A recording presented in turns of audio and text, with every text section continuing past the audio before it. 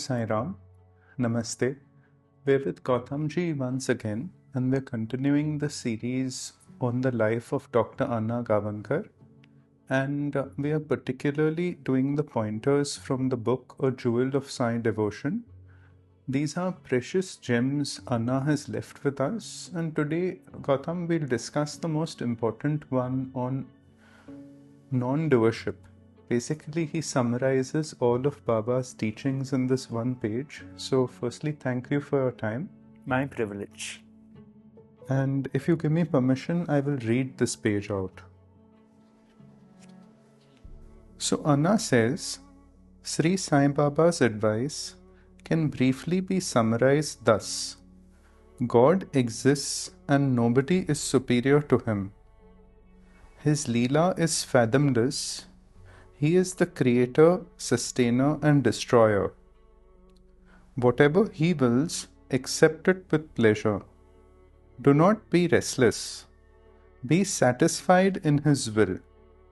Always believe the saying, Thy will be done. Even a leaf on a tree does not move unless he wishes so. Always be honest in every act. You must keep your power of discrimination alert. Carry out your duties without fail, but do not think that you are doing anything because he is the doer. So do not be proud. You are only an instrument. Offer all fruits of your actions to him, then the actions will not bind you. Love all living and non-living things. Behave lovingly with all others. Do not feel hurt even if somebody talks rubbish to you or abuses you. Do not try and equate yourself with others. In this way, get rid of malice and jealousy. Always engage yourself in hard work. Do not sit idle. Keep chanting God's name all the time. Read the sacred books. You need not get retired from your daily routine, but observe discipline in everything. Baba gave his advice in the form of stories and through his Leelas. Everyone understood the meaning and found the moral in it according to their own capacity. No doubt everybody benefited from it. So, Gautam, I feel this pointer would warrant another series on it because each line is like a Mahavakya of Baba, which I feel Anna has summed up the whole Satcharit in this one page so beautifully. Yes, I agree entirely.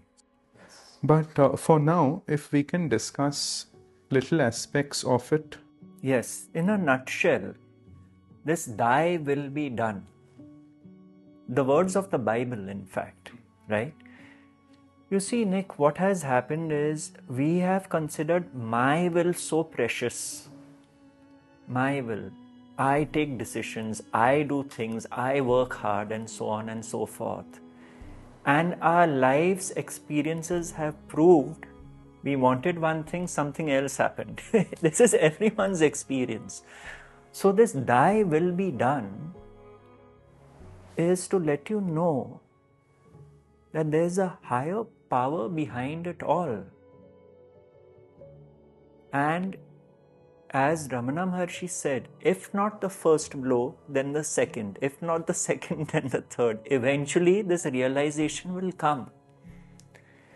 So when we are surrendered to a divine will, how do we operate in life? It does not mean we are fatalistic.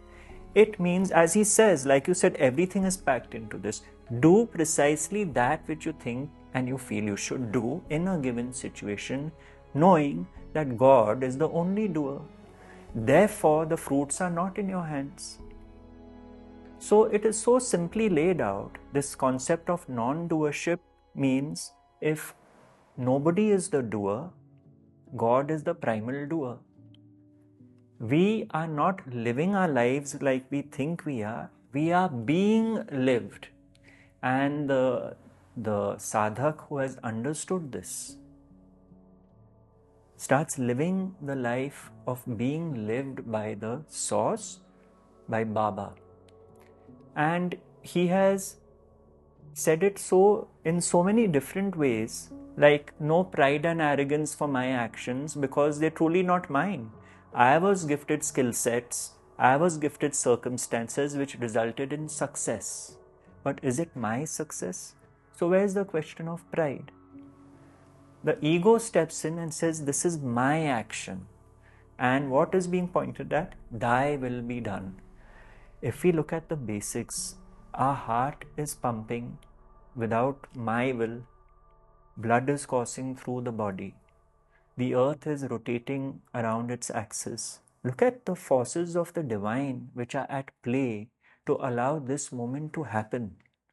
But we feel we are separate from that and bring in my will. As Siddharameshwar Maharaj said, Maya is me. Me with the sense of doership. So what is non-doership? Nobody is truly the doer of their actions. All actions happen based on prarabdha. Cause and effect, karmic relationships take place, and everyone is playing out their script. We take it personally, and as Anna Sahib rightly points out, like abuse. Now let us understand, it's so simple to say don't take abuse. What does he mean? That if someone is abusing you, they are doing it basis their thinking, their conditioning, their viewpoint. They are abusing you based on their script. But if you really thought they are not the doers of their actions, they are playing out their script, if the concept of non-doership was fully understood, you would not be at the receiving end of the abuse. You would not take it personally. As someone asked the Buddha, he was walking with his disciple and someone came and abused the Buddha. And the Buddha was very stoic and calm and the disciple was rattled. He said, Master, how could you bear this abuse? And the Buddha replied, look, if someone gives you a gift and you don't take it, it stays with the giver.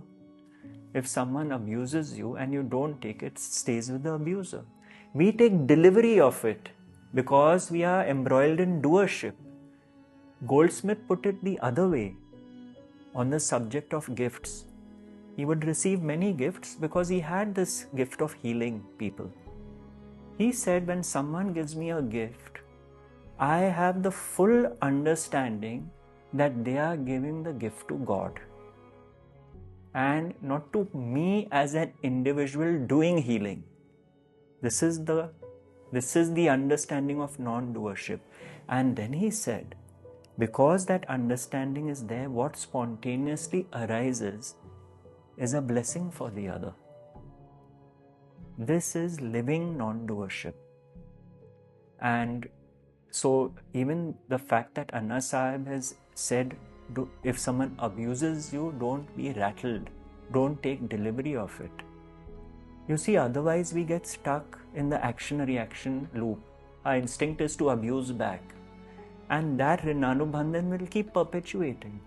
We keep reincarnating into the same loop. And this foundation of non-doership pulls us out of it. So when we realize that everyone in our lives are all instruments like pieces on a chessboard. They are pawns, king, queen, knight, bishop, black and white, two armies. But both are being moved by a higher force. Thy will be done. The realization is there that at the end of the game, no matter who wins or loses, we are all going into the same box. So in our lives, all our relationships, when this light is shining above, which reminds us, nobody is the doer of their actions. Without me, nothing will happen. We are living non-doership. It is a very important and fundamental point to pull us out of psychological suffering. And I mean, look at the words this pointer begins with. He says, Anna Sahib says, Sri Sai Baba's advice can be briefly summarized thus. And then the pointer comes. briefly. It's like a précis of Baba's teachings. That's what I said. It's the whole Satcharit in one page. Yes. And I feel this warrants a discussion in itself. It even reminds me when the series began and we started with the Sakshatkar Darshan and that discussion. If you remember, Baba told Anna and the family, God has given you 2 ears for this one reason. If you hear something which is, someone passes some negative comment, take it from one and remove it from the other. Yes. So that Baba himself said. In and out. In and out. And just I would like to even touch upon this line where he says, always engage yourself in hard work. Do not sit idle. Let's not make the mistake thinking, oh, Anna Sahib is saying this. He is summarizing Baba's words. What does this mean? One is, an idle mind is a devil's workshop. It is true, someone who had received an inheritance had come to my spiritual guide and he was doing nothing in life, but he was full of questions and psychological suffering. So my guide advised him, look, take up something. You don't need to work for a living. So take up social service if you're inclined to, or whatever. Be engaged in something so that this churning of the mind is not given that space. So these are very important. Of course, he knew if it was the destiny of the person to take up work, then only it would happen.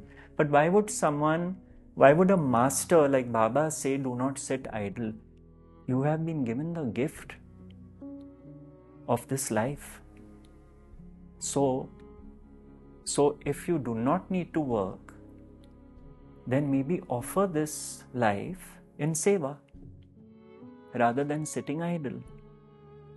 What was Ramana Maharshi doing? Someone asked him, you are just sitting on that couch all day. Why don't you do something? And he said, what makes you think I'm not? Can you imagine in his lifetime how many people came to him? How did they come to him? There was some energy, there was something happening. So I think this is also a very important pointer for those listening to this series, that if you are in a position which has allowed you certain freedom, say no full-time job or not doing anything, then find ways to, as Baba said, do seva and eat meva. And see, these masters have a very ancient source, so these teachings are eternal. They will never be irrelevant.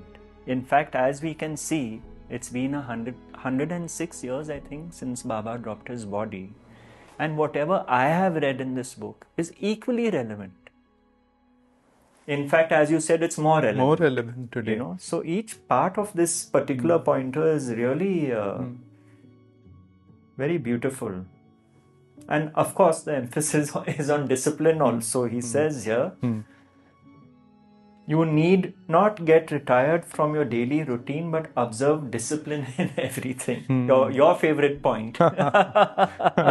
But yeah, I do feel, Gautam, this in itself would warrant a discussion, because I feel in one page, Anna has summarized all of Baba's teachings. And when we talk of living the teachings, I would often wonder, when someone's new to Baba, like someone wants to know the path and the teachings, to read the whole Satcharit and begin to contemplate it may not be for the beginner, especially if they're from the West.